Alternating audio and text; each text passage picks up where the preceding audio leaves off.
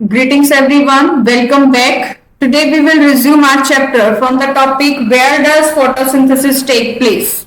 In last video we have discussed about some experiments जिसमें बताया गया कि फोटोसिंथेसिस के लिए क्या जरूरी है और कैसे उनको एक्सपेरिमेंटली प्रूफ किया गया। आज हम पढ़ेंगे कि फोटोसिंथेसिस कहाँ होती है। तो हम क्लास 5 से ही पढ़ते आ रहे हैं कि जो फोटोसिंथेसिस होती है वो ग्रीन पार्ट में होती है। कहाँ होती है बेटा? ग्रीन पार्ट पे होती है। Where does photosynthesis take place?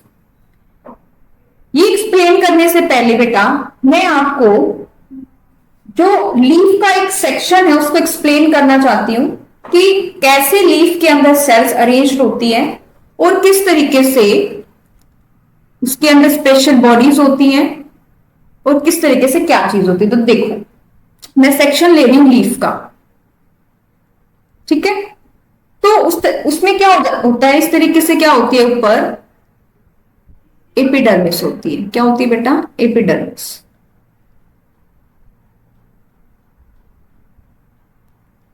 ये लीफ का ऊपर वाला पार्ट है, तो ऊपर वाले पार्ट पे क्यूटिकल भी क्या होगी? ऊपर एपिडर्मिस के ऊपर होती है, ठीक है। ये क्या है? अपर एपिडर्मिस है, अपर एपिडर्मिस, करेक्ट। ये नीचे क्या होती है बेटा? लोअर एपिडर्मिस होती है, लोअर एपिडर्मिस, ठीक है। यहां पे मैंने जो गैप छोड़ दिए हैं ये क्या होती है बेटा? स्टोमेटा। क्या होते हैं? स्टोमेटा। स्टोमेटा एक ऐसे पोर होते हैं जहां से गैसेस का एक्सचेंज होता है, एक्सेस वाटर रिमूव होता है through the process of transpiration. I hope कि आपको ये सारी चीज पता होंगी। ये क्या होते हैं बेटा? वस्कुलर बंडल होते हैं, वस्कुलर बंडल, ठीक है। अब इसके अंदर दो टाइप की पेरेन्काइमा सेल क्या होती है? अरेंज होती है। एक तो क्या होती है? लंबी लंबी पेरेन्काइमा सेल होती है। पेरेन्काइमा सेल्स और टिश्यू आप पढ़कर आए बेटा क्लास 9 के टिश्यू वाले चैप्टर के अंदर, ठीक है। इस तरीके से लंबी लंबी पेरेन्काइमा जो होती है वो अरेंज होती है, ये एक अलग पोर्शन बनाती है। कुछ क्या होती है पेरेन्काइमा इस तरीके से लूजली क्या होती है बेटा? अरेंज्ड होती है। लूजली क्या होती है बेटा? अरेंज्ड होती है इस तरीके से। इनमें क्या बीच में स्पेस है, तो ये स्पंज की तरह दिखाई देते। स्पंज में भी पोर्स होते हैं ना, तो इस वाले अरेंजमेंट को, इस वाले पेरेन्काइमा को बोलेंगे spongy parenchyma cells, parenchyma cells. और ये जो लंबी लंबी है इनको बोलेंगे बेटा पैलिसेड पेरेन्काइमा, पैलिसेड पेरेन्काइमा। क्योंकि आगे मैं अब टर्म यूज करूंगी तो आप समझ जाओगे कि what is palisade parenchyma and what is spongy parenchyma, ठीक है। इन दोनों ही सेल्स को क्या कहते हैं बेटा? Mesophyll cells, mesophyll cells. दोनों ही सेल्स को क्या कहते हैं? Mesophyll cell. आपने सुना ना लीव्स की मीजोफिल सेल के अंदर फोटोसिंथेसिस होता है। अब हमें क्लोरोप्लास्ट का डायग्राम भी समझना पड़ेगा। जो क्लोरोप्लास्ट होता है वो डबल मेम्ब्रेन बाउंड स्ट्रक्चर है, ठीक है। Outer membrane and inner membrane. इसके अंदर जो लिक्विड भरा होता है उसको स्ट्रोमा कहते हैं। इसके अंदर क्या होते हैं? कुछ मेम्ब्रेनस स्ट्रक्चर होते हैं। जैसे कि अगर इस स्ट्रक्चर की बात करूं तो जो ये एक मेम्ब्रेनस स्ट्रक्चर है इसको बोलते हैं थाइलाकॉइड। इस तरीके से होता है ये थाइलाकॉइड, ठीक है। डबल मेम्ब्रेन है ये। इस थाइलाकॉइड की मेम्ब्रेन में ही पैकेट्स ऑफ पिगमेंट होते हैं जिसको बोलते हैं क्लोरोफिल। क्या बोलते हैं बेटा? क्लोरोफिल। अब ये जो थाइलाकॉइड है एक के ऊपर एक इस तरीके से अरेंज्ड होते हैं, इस तरीके से, और इस पूरे बंडल को नाम देते हैं बेटा ग्रेना। पूरे बंडल को नाम क्या देते हैं? ग्रेना। ये ग्रेना भी आपस में कुछ मेम्ब्रेनस स्ट्रक्चर से जुड़े हुए होते हैं जिनको बोलते हैं स्ट्रोमल लैमिली। स्ट्रोमा लैमिली क्योंकि स्ट्रोमा के अंदर है। इनके खुद के क्या होते हैं? राइबोसोम्स होते हैं, फोटोसिंथेसिस करते हैं। इसका खुद का क्या होता है? डीएनए होता है, इसलिए इसको एक सेमी ऑटोनोमस ऑर्गेनल भी बोलते हैं। इसके अंदर जो फूड स्टोर होता है स्टार्च की फॉर्म में या लिपिड ड्रॉपलेट की फॉर्म में स्टोर होता है। So this is the structure of chloroplast. तो हमें दो चीजों की रिक्वायरमेंट होगी, एक तो थाइलाकॉइड और एक स्ट्रोमा। दो रिएक्शन होगी, एक रिएक्शन थाइलाकॉइड में होगी जिसको हम कहेंगे लाइट रिएक्शन, बताऊंगी क्या होता है। एक रिएक्शन होती है स्ट्रोमा के अंदर जो होती है डार्क रिएक्शन। डार्क रिएक्शन में एग्जैक्टली CO2 से क्या बन जाता है, ग्लूकोज बन जाता है। लेकिन ग्लूकोज को बनाने के लिए लाइट भी चाहिए, सारी चीज चाहिए, वो कहां से आती है, लाइट रिएक्शन से आती है। तो लाइट रिएक्शन में ग्लूकोज बनने की प्रिपरेशन होती है और डार्क रिएक्शन में ग्लूकोज बन जाता है। तो मैंने बहुत सारी चीजें आपको यहीं पे समझा दी, ठीक है। अब आते हैं बेटा थ्योरी पार्ट पे। अब आते हैं थ्योरी पार्ट पे। देखो जो मेसोफिल सेल होती है ना बेटा, उस अगर मैं सेल का के बारे में आपको बताऊं तो क्या होता है, क्लोरोप्लास्ट होता है, न्यूक्लियस होता है और बड़ा सा क्या होता है, वैक्यूल होता है, जो फूड को क्या कर सकती है, स्टोर भी कर सकती है in the form of starch, ठीक है। तो ये था बेटा इनके डायग्राम्स। अब आते हैं थ्योरी पार्ट पे। देखिए, you would of course answer in the green leaf or in the chloroplast based on what you earlier read in chapter 8. You are definitely right. Photosynthesis does take place in the green leaves of plants, but it does so also in other green parts of the plant. हम कहते हैं कि जो plant की green leaves होते हैं वहीं पे फोटोसिंथेसिस होती है, लेकिन दूसरे पार्ट्स में भी होती है। Can you name some other parts where you think photosynthesis में अकर? तो मॉडिफाइड जो रूट और स्टेम होती हैं, जो किसी ना किसी एनवायरमेंट के कारण अडेप्ट हो गई हैं, उनके वो भी क्या कर सकती है, फोटोसिंथेसिस कर सकती हैं। You would recollect from previous unit that the mesophyll cells in the leaves have a large number of chloroplasts. अपने प्रीवियस यूनिट से आपने पढ़ा होगा कि जो मेसोफिल सेल्स हैं लीव्स के अंदर, उनके अंदर कई नंबर में क्या होते हैं, क्लोरोप्लास्ट होते हैं, ठीक है। Usually the chloroplast align themselves along the walls of the mesophyll cells. कई बार मेसोफिल सेल के बॉल के चारों तरफ क्या है, क्लोरोप्लास्ट अपने आप को अरेंज कर लेते हैं, such that they get the optimum quantity of the incident light, ताकि जो लाइट उनको मिल रही है उसको एक ऑप्टिमम क्वांटिटी मिल सके, किसके लिए, फोटोसिंथेसिस के लिए। तो एक क्वेश्चन अराइज होता है, when do you think the chloroplasts will be aligned with their flat surfaces parallel to the walls? कि कब जो है क्लोरोप्लास्ट जो अलाइन होंगे parallelly to the walls, parallelly to the wall. देखो मैं आपको समझाती हूं इसको कैसे होता है। देखो ये हमारी सेल की वॉल है, ठीक है, मेसोफिल सेल की। एक अरेंजमेंट होगी कि वो क्या होंगे, इस तरीके से पैरेलली अरेंज्ड होंगे, पैरेलली।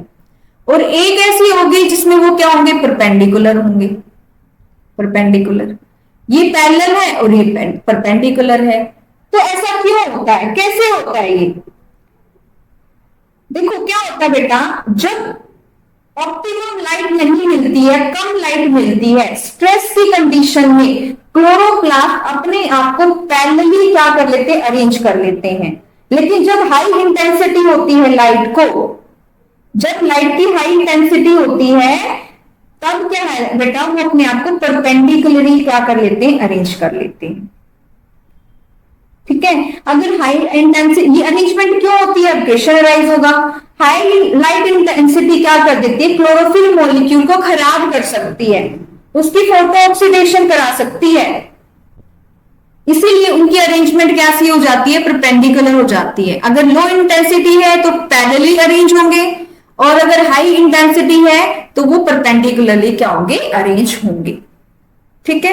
अब नेक्स्ट आओ, you have studied the structure of chloroplast, you have studied the structure of chloroplast in chapter 8, cell वाले चैप्टर में आपने पढ़ा होगा। within the chloroplast there is a membranous system जिसको कहते हैं grana, stroma lamellae and the matrix stroma. मैंने अभी यही चीज बताई जो इंपॉर्टेंट है। There is a clear division of labour within the chloroplast. Chloroplast के अंदर सबको अपना काम पता है कि ग्रेना को क्या काम करना है, स्ट्रोमा में क्या काम होगा, मैट्रिक्स में सबको पता है कि क्या होना है। The membranes system is responsible for, जो मेम्ब्रेनस सिस्टम है, स्ट्रोमा लैमेली और ग्रेना, उनका क्या काम है, लाइट एनर्जी को ट्रैप करना, लाइट एनर्जी को ट्रैप करना, और क्या बनाना उसे, एटीपी बनाना और एनएडीपीएच बनाना। मैंने लास्ट वीडियो में आपको एक्सप्लेन किया है अबाउट एनएडीपीएच। ठीक है, तो सुनो ध्यान से, grana stroma lamellae membranes system है क्लोरोप्लास्ट के, वो क्या काम करेंगे, सनलाइट की एनर्जी को ट्रैप करेंगे और एटीपी और एनएडीपीएच बनाएंगे। ठीक है, अब स्ट्रोमा में क्या होगा, in stroma enzymatic reactions synthesise sugar. मैंने बताया था स्ट्रोमा के अंदर CO2 से शुगर बन जाएगी और एंजाइम्स रिक्वायर्ड होंगे। That's why these reactions are called enzymatic reactions which in turn form starch। उसको किसकी फॉर्म में स्टोर कर लेंगे, स्टार्च की फॉर्म में। जो पहले वाली रिएक्शन है जो कि मेम्ब्रेनस पार्ट में हो रही थी, जो लाइट एनर्जी को डायरेक्टली ट्रैप कर रही थी, उन सारी रिएक्शंस को बोलते हैं लाइट रिएक्शंस और फोटोकेमिकल रिएक्शंस। वो केमिकल रिएक्शन जो लाइट की प्रेजेंस में हो रही है। जो दूसरे वाली थी जो स्ट्रोमा के अंदर हो रही थी, जिसमें कि लाइट की रिक्वायरमेंट नहीं है, not directly light driven but are dependent on the product of the light reaction, that is ATP and NADPH। तो मैंने आपको कहा था कि जो लाइट रिएक्शंस है ना, उसके अंदर तैयारी होती है फोटोसिंथेसिस की, यानी कि एटीपी बनता है, NADPH बनता है, और उसको किसको भेज दिया जाता है, स्ट्रोमा में भेज दिया जाता है, और उनको यूज करके क्या बना दिया जाता है बेटा, कार्बोहाइड्रेट या फिर ग्लूकोज बना दिया जाता है। क्योंकि वो लाइट की प्रेजेंस में उसको लाइट रिक्वायर्ड नहीं है, उसको सिर्फ लाइट रिएक्शन में बने हुए प्रोडक्ट चाहिए। That's why it is called the dark reactions, carbon reactions. However this should not be constructed to mean that they occur in darkness. इसका मतलब ये नहीं कि डार्कनेस में हो रही है, कि वो लाइट डिपेंडेंट नहीं है, नहीं, ये उसका मतलब नहीं है। इसका मतलब ये है कि डार्क रिएक्शन में लाइट रिएक्शन के प्रोडक्ट्स को यूज करके कार्बोहाइड्रेट बनाया जाता है। आई होप आपको ये दोनों चीजें क्लियर हो गई होगी कि what is light reaction and what is dark reaction. Clear है? अब आते हैं हम अपने नेक्स्ट टॉपिक पे, that is how many types of pigments are involved in photosynthesis. Photosynthesis के टाइम पे कौन कौन से पिगमेंट है, कितने टाइप के पिगमेंट है जो इन्वॉल्व होते हैं। देखो बेटा, हमने सिर्फ क्लोरोफिल नहीं पढ़ा, हमने क्लोरोफिल ए पढ़ा है, हमने क्लोरोफिल बी पढ़ा है, हमने कैरोटिनोइड्स पढ़े हैं, हमने जेंथोफिल पढ़े हैं, बहुत सारे पिगमेंट्स हमने पढ़े हैं। कहां पढ़े थे बेटा, प्लांट किंगडम में, एल्गी में पढ़े थे हमने बहुत सारे, कि कौन से टाइप के एल्गी में कौन से टाइप का पिगमेंट प्रेजेंट होता है। तो अब हमें यहां पढ़ना है कि फोटोसिंथेसिस में कितने टाइप के पिगमेंट्स इन्वॉल्व होते हैं और उनका क्या काम होता है। करेक्ट? आ जाइए। Looking at plants, have you ever wondered why and how there are so many shades of green in their leaves even in the same plant. आप एक सेम प्लांट के अंदर ही अगर उनके लीव्स देखोगे तो ग्रीन कलर की बहुत सारी शेड आपको मिल जाएंगी। ठीक है, we can look for an answer to this question by trying to separate the leaf pigments of any green plant through paper chromatography. एक पेपर क्रोमेटोग्राफी का एक एक्सपेरिमेंट होता है जिसमें हम जो ग्रीन प्लांट के पिगमेंट्स को क्या कर लेते हैं, अलग कर लेते हैं, सेपरेट कर लेते हैं। ठीक है, a chromatographic separation of the leaf pigment shows that the color that we see in leaves is not due to a single pigment but due to 4 pigment। जब पेपर क्रोमेटोग्राफी परफॉर्म की गई, paper chromatography का मतलब क्या है, chromatography को perform करने के लिए एक अलग से पेपर आता है जिसको बोलते हैं क्रोमेटोग्राफिक पेपर, उस पे लीफ पिगमेंट को सेपरेट किया जाता है। That's why it is called paper chromatography. और जब परफॉर्म करते हैं एक्सपेरिमेंट को तो हम क्या देखते हैं कि leaves is not due to a single pigment, single pigment नहीं होता उसके अंदर, but due to 4 pigments, 4 pigment होते हैं, chlorophyll A, chlorophyll B, xanthophyll and carotenoids. Chlorophyll A का कलर क्या होगा क्रोमेटोग्राम पे जब हम उसको देखेंगे, ब्राइट और ब्लू ग्रीन का। क्लोरोफिल बी का क्या कलर होगा, येलो ग्रीन। और जेंथोफिलिक का कलर क्या होगा, येलो, और कैरोटीनॉइड का कलर क्या होगा, येलो टू येलो ऑरेंज। जब सारे मिक्स हो जाते हैं तो हमें एक अलग ग्रीन कलर की शेड दिखाई देती है। Let us now see what roles various pigments play in photosynthesis. अब हमें ये देखना है फोटोसिंथेसिस में ये पिगमेंट्स क्या रोल प्ले करते हैं। देखो बेटा, पहले हम इन डायग्राम्स को पढ़ लेते हैं कि क्या है। फिगर 11.3a में क्या दिखाया गया है, पहले इनको समझेंगे फिर हम थ्योरी पार्ट पे आएंगे। ठीक है, 11.3a में दिखाया गया है कि एक ग्राफ है जिसके अंदर दिखाया गया है absorption spectrum of chlorophyll A, B and the carotenoid. Chlorophyll A किस वेवलेंथ की लाइट को एब्जॉर्ब कर रहा है, स्पेक्ट्रम की।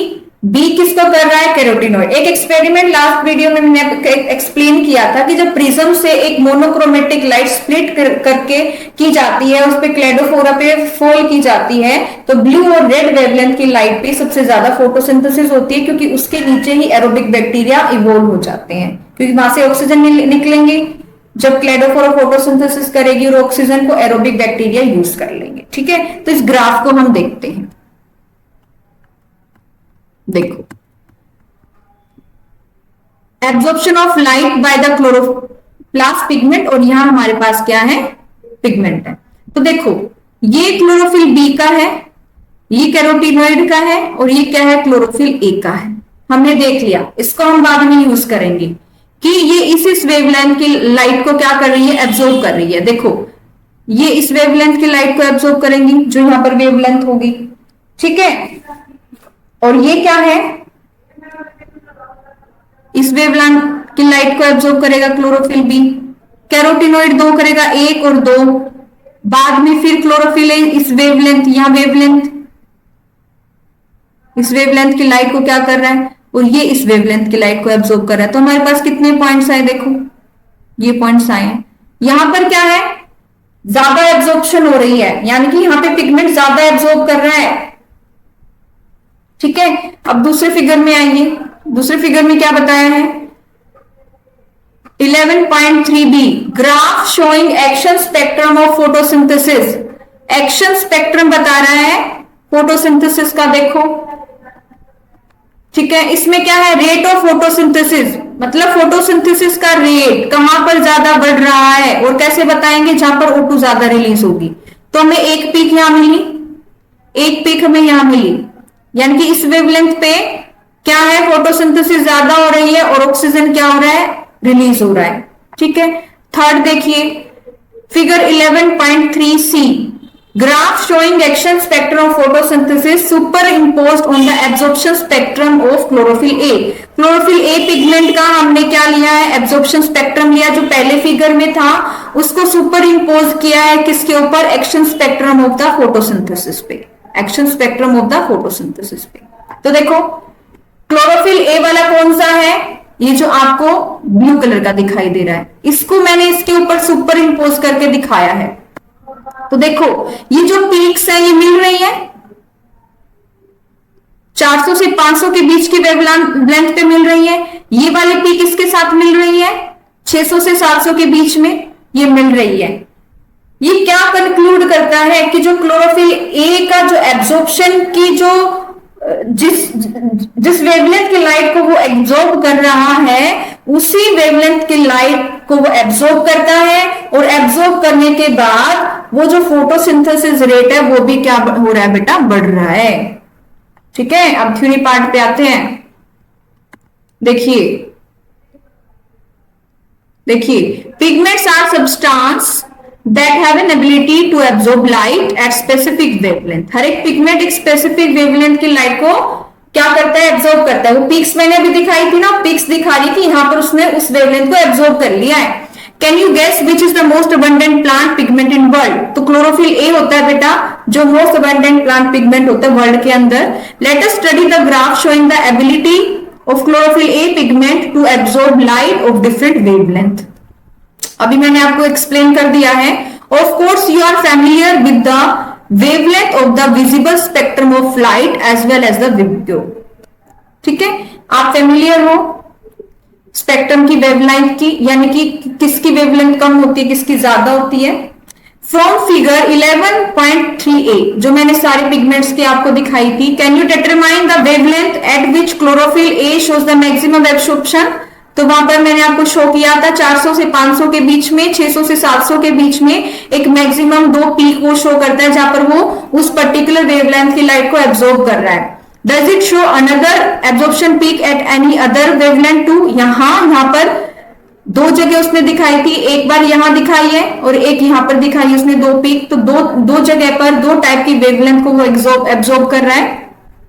Now look at figure 11.3b, इस वाले की बात हुई है 3b की, showing that the wavelength at which maximum photosynthesis occur, वो वेवलेंथ जहां पर फोटोसिंथेसिस ज्यादा मिल रही है वो दिखा रहा है। Can you see that the wavelength at which there is a maximum absorption by the chlorophyll A, that is blue and the red region. Explain किया था मैंने एक्सपेरिमेंट में कि ब्लू और रेड रीजन की वेवलेंथ को सबसे ज्यादा क्लोरोफिल एब्जॉर्ब कर रहा है, और उसी वेवलेंथ पे जो फोटोसिंथेसिस है वो भी क्या हो रही है, हाई रेट से बढ़ रही है। ठीक है, hence we can conclude that chlorophyll A is the chief pigment associated with photosynthesis. But by looking at figure 11.3c, can you say that there is a complete one-to-one overlap between the absorption spectrum of chlorophyll A and the action spectrum of the photosynthesis? बेटा 2 term आई है यहाँ पे, एक term आई है action spectrum और एक आई है absorption spectrum. Absorption में तो क्या है, लाइट को जस्ट एब्जॉर्ब कर रहा है, एक्शन स्पेक्ट्रम में फोटोसिंथेसिस कर रहा है। ठीक है, एक्चुअल प्रोसेस हो रही है। ठीक है, तो यहां पे ये बता रहा है कि क्या ये एग्जैक्टली ओवरलैप कर रही है, नहीं, एग्जैक्टली ओवरलैपिंग नहीं है इसके अंदर। देखो क्या एग्जैक्टली इन पिक्स की ओवरलैपिंग है, नहीं है।